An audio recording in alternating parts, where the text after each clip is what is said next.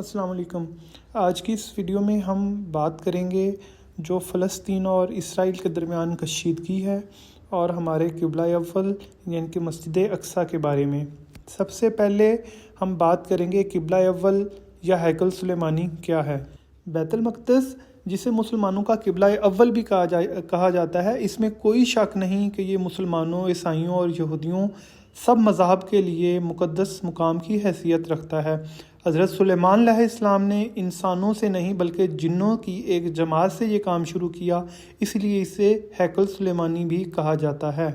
اگر بات کی جائے اس کی تاریخ کی تو آقا کائنات حضرت محمد صلی اللہ علیہ وسلم کی ہجرت کے 1 سال 5.5 مہینے کے بعد قبلے کی تبدیلی ہوئی اور اللہ پاک نے آقا صلی اللہ علیہ وسلم کی خواہش کے مطابق مسلمانوں کا جو کعبہ ہے، قبلہ اول ہے، وہ اس کو کعبہ فرما دیا۔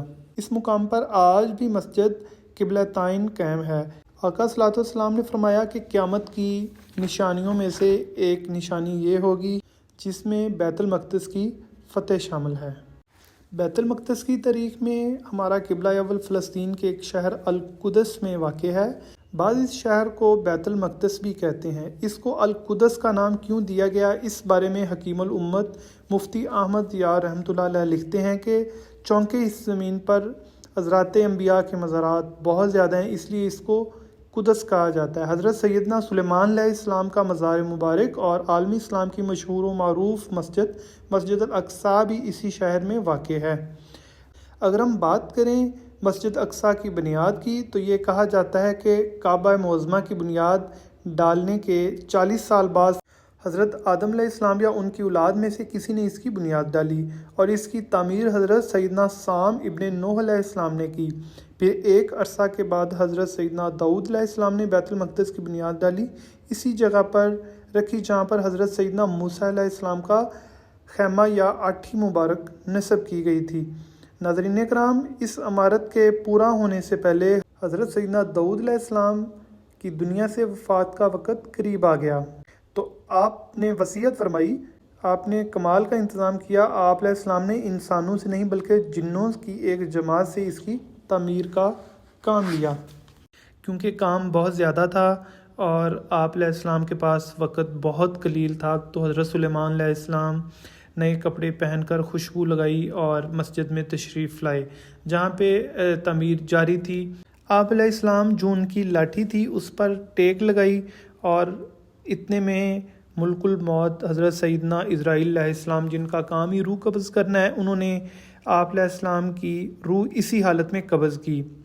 اب جنات کام کرتے رہے اور اللہ کی شان دیکھیں کہ وہ 4 سال تک اسی حالت میں کھڑے رہے، چونکہ اس عمارت کی تعمیر آپ علیہ السلام کی نگرانی میں ہوئی، اسی لیے اس کو ہیکل سلیمانی کہا جاتا ہے۔ بیت المقدس کی روشنی کا انتظام بھی نرالے انداز میں کیا گیا، وہ اس طرح کہ حضرت سیدنا سلیمان علیہ السلام نے اس کا جو گنبد تھا مسجد کا، اس کے اوپر بہت سارے موتیوں، ہیروں اور جواہرات کا استعمال کیا جو دور سے بھی نظر آتا تھا۔ اس مسجد میں سنگ مرمر اور ریڈ سلفر کا بہت زیادہ استعمال کیا گیا۔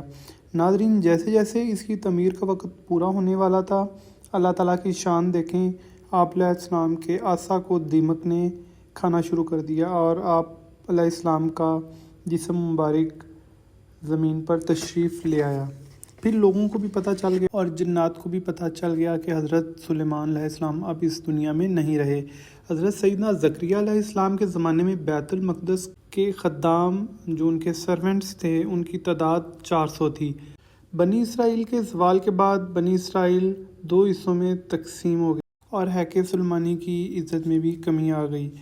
ویسے تو ہیکل سلیمانی پر کئی حملے ہوئے، مگر ایران کے بادشاہ بخت النصر نے جو فلسطین پر حملہ کیا تھا، اس نے ہیکل سلیمانی کو مکمل طور پر مسمار کر دیا اور بڑے پیمانے پر یہودیوں کا قتل عام کیا۔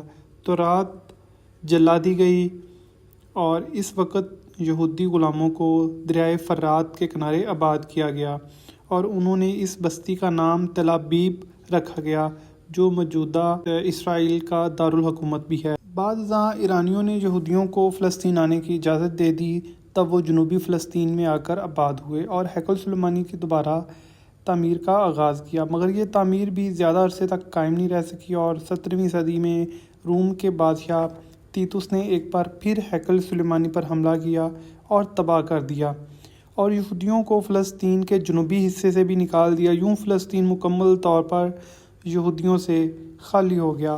حضرت عمر فاروق رضی اللہ تعالیٰ عنہ کے دور خلافت میں جب فلسطین فتح ہوا، اس وقت وہاں عربی نسل کے قبائل آباد تھے۔ ایک بار جب حضرت عمر فاروق رضی اللہ تعالیٰ عنہ بیت المقدس کے قلعے کے قریب پہنچے تو وہاں موجود مجاہدین نے تکبیر و تحلیل کی صدائیں بلند کیں۔ اللہ اکبر کے نعرے بلند ہوئے۔ جب یہ شور سنا تو بیت المقدس کے لوگ حیران تھے کہ جو جنگ تھی تو وقفہ تھا، موقوف ہو گئی تھی، تو کیا مسلمانوں نے دوبارہ حملہ کر دیا ہے؟ نصرانی راہب کمامہ نے جب وہ آوازیں سنی اور خادمین کو بھیجا تو معلوم ہوا کہ یہ تو حضرت سیدنا عمر رضی اللہ تعالیٰ عنہ ابن خطاب رضی اللہ تعالیٰ عنہ تشریف لائے ہوئے ہیں۔ تو نصرانی راہب قلعہ کی دیوار پر آیا اور اسلامی لشکر میں پیغام بھیجا کہ حضرت عمر رضی اللہ تعالیٰ عنہ بن خطاب رضی اللہ تعالیٰ عنہ کی زیارت و شناخت کرنا چاہتے ہیں، انہیں قلعہ کے قریب لایا جائے۔ سیدنا عمر فاروق بغیر اسلحہ کے اکیلے ہی قلعہ کے قریب جانے لگے تو بعد میں یہ فیصلہ ہوا کہ حضرت سیدنا ابو عبیدہ بن جراح رضی اللہ تعالیٰ عنہ بھی ساتھ جائیں گے۔ آپ رضی اللہ تعالیٰ عنہ اپنے اونٹ پر سوار تھے اور ہاتھ میں ایک درہ تھا۔ جب وہ دیوار کے قریب گئے تو اس نصرانی راہب نے آپ کو بڑے غور سے دیکھا اور پہچانا۔ تھوڑی دیر بعد کمامہ نے بڑی زور سے شور کرتے ہوئے کہا اور صدائیں لگائیں کہ خدا کی قسم یہ وہی شخص ہے جن کی صفات ہم نے اپنی کتابوں میں پڑھی تھیں اور اپنے بڑوں سے سنا تھا، اور ان کے ہاتھوں میں ہمارا شہر فتح ہوگا۔ پھر اس کمامہ نے اپنی قوم کو ایک جھنڈے کے نیچے اکٹھے ہونے کی دعوت دی۔ جب رومیوں نے کمامہ کا فرمان سنا تو وہ جلدی قلعہ کی دیوار سے اترے، شہر کے دروازے کھول دیے گئے۔ دوڑتے ہوئے عمر فاروق رضی اللہ تعالیٰ عنہ کی بارگاہ میں حاضر ہوئے، صلح و امن کی درخواست کرنے لگے۔